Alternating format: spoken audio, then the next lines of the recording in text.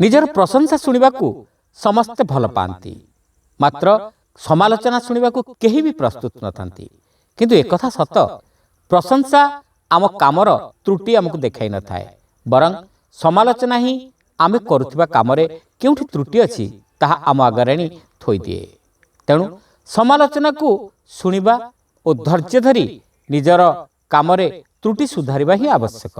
ए प्रसंग रे गपटिए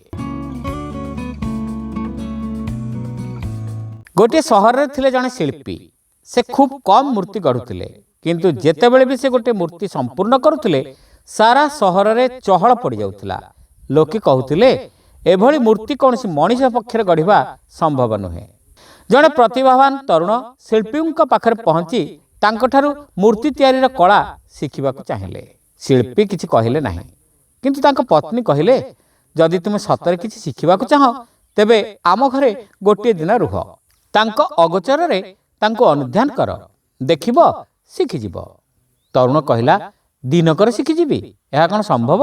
शिल्पी पत्नी कहिले एई गोटे बाट कारण से काहाकू किछि शिखांती नाही एबे भी से समस्तंक ठारू शिखुचंती बोली कहंती। तरुण बाध्य होई सेठी दिनटी काटिबाकू स्थिर कला। से लक्ष्य कला जे सेई दिनर अधिकांश समय शिल्पी गोटे अधागढ़ा मूर्ति पाखरे काटिदेले। दिन तमाम तांकर अनेक बंधु और प्रशंसक आसिले और शिल्पी कामर बहुत तारीफ कले। शिल्पी भी कृत्य हेले। संध्या बेले आसी पहुंचिले जने शिल्पी। से शिल्पी अति कटु भाषा समस्तंकर काम को समालोचना करती बोली दुर्नाम थाए केही तांको पाखरे पुरांती नाही। से शिल्पी मूर्तिर विभिन्न खुण बाहर करिया लागिले। शिल्पी बेस भाव गंभीर मुद्रा रे सब शुणिले किछि उत्तर देले नाही कि कौनसी प्रतिक्रिया प्रकाश कले नाही। से गला परे शिल्पी अधागढ़ा मूर्ति पाखरे काम आरंभ कले। संध्या होई आसुताए तरुण को शिल्पी पत्नी कहले तुम शिक्षा शेष है तुम एबे जाओ। तरुण किछि बुझी पारले नाही।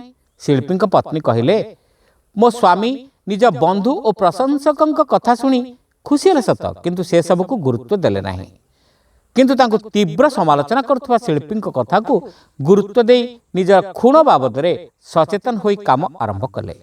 सेही समालोचक शिल्पी को अन्य कौनसी शिल्पी पाखरे पुरांती नाही ताद्वारा से माने निजर क्षति करती। मो स्वामी किंतु सेथिरु शिखंती। एबे कौन करबा उचित ताहा तरुण बुझी पारले।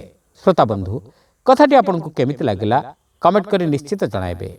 आपण माने जदि चैनल रे नुआ तेबे सब्सक्राइब करबा को भूलिबे नाही। रहिलु नमस्कार।